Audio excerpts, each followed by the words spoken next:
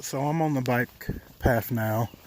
I'm hoping to find somewhere along this path that I can sort of cut off into the woods and start a session, or at least go exploring.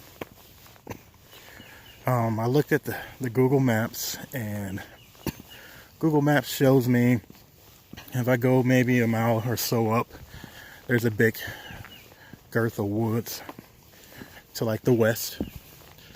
If you look over here, I don't know if you can see it or not, but we got the lake, not the lake, excuse me, but the river to sort of contend with. But overall, I say it's pretty beautiful. If I don't find anything out here today, at least I'll come out of it a little bit more clear-headed, and there ain't nothing wrong with that. This is gorgeous. We've got a bit of rain, so the river is up a little higher than normal. But still, overall, it's really nice. You got people out there kayaking. There's a few people on the trail trying to stay out of their way. Since I'm the one walking around talking to the phone.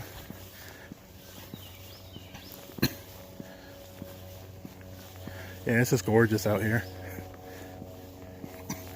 It's sort of fun to come out here and do these kinds of things because as paranormal investigators and researchers, and just parapsychology stuff in general, I won't say parapsychology stuff, but just as paranormal researchers, we get sort of trained in on the fact that ghosts and spirits and energies and things like that only exist in these so-called haunted places. That, you know, Aunt Beth or Uncle Joe or somebody like that's got to come and say this place is haunted, or something tragic happened in the place, and a lot of us go flocking to those places thinking that this is what paranormal is.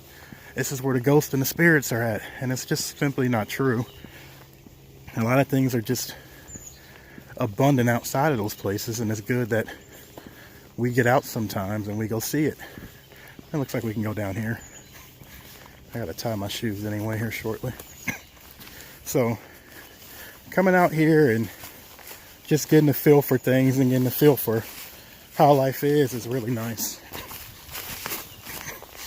A lot of times, you know, if you go on a bunch of investigations or you have some kind of ESP or you're sensitive, you'll feel the same energies that you do feel in paranormal spots or just out there in general.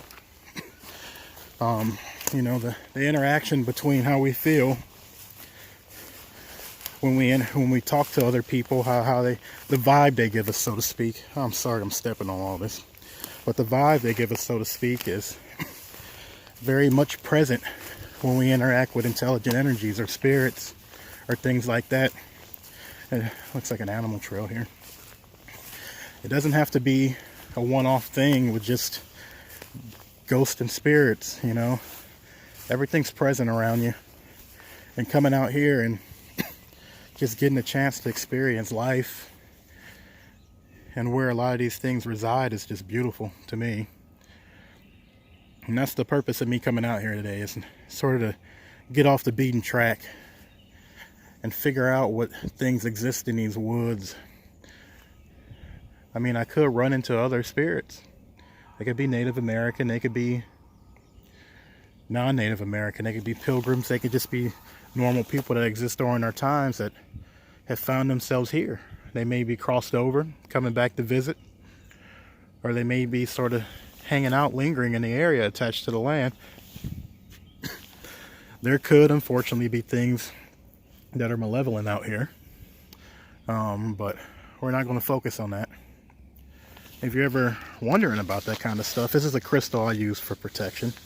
They call it the Melody Stone, or the Seven Stone. It's got 7 different kinds of crystals infused into it. What they are, off the top of my head, I don't know, but just looking at it, you can basically see there's some kind of amethyst in it. But you can find these in most places. There's a place I go to, and they always have them. It's House of Ravenwood, I think is the name, up in Yellow Springs, Ohio. If you're familiar with Yellow Springs, you probably know about it. It is the place that everybody says, oh, Dave Chappelle lives up there. Dave Chappelle does live up there. I haven't run into them, but I used to hear a lot of stories when I was in the service and I was stationed at Wright Pat, living in Fairborn. But these protection crystals, they help. Let's see, can we get past this mud? I wore my boots today just because of all this mud. But anyway, back to what I was saying. Oh shit, we don't want to fall down there. This is the kind of stuff I'm looking for. What can I expect? I don't know. I really don't know. But what I'm hoping for is to use the spirit box, ghost box, and just open up that line of communication. There shouldn't be a ton of radio chatter out here. I'm not expecting anything to come out and be like extremely pronounced. I'm expecting everything to be sort of smothered in the static. So I'll have to go back home. I'll have to do some noise reduction and some modification to the audio track and bring up anything that might exist in the static. The two recorders, I'm really not expecting anything there either. But what I do want to do is use the river and get the recorders close enough that I can get some background noise with the river. And if there's any chances of a spirit speaking, they can use the noise from the river to sort of bounce their speech.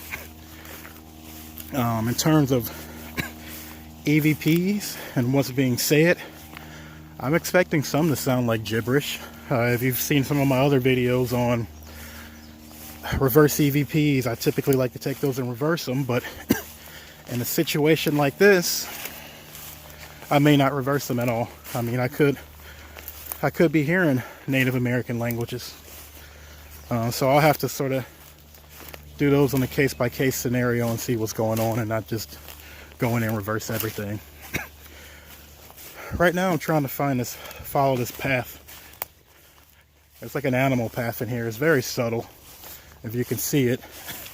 But I'm going to follow this path and see what's going on. But I'll tell you what, it is gorgeous out here. I don't know if you can see what I'm seeing, but there are these little yellow flowers everywhere, and they complement so well the green that you're seeing, and it's sort of like a fairyland type stuff. And I'm pretty far away from the bike trail at this point. I think we're nearing that position where I was saying that it all sort of opens up to the west of the trail. Probably pissing all the animals off. Some kind of big old hole right here. We're going to be smart about this. I don't want to have some animal come up and snatch me. That's not going to happen. I don't think anything's that big, but just walking around here, it's gorgeous out here. This view may not do it justice. I really like to include the sky in these pictures.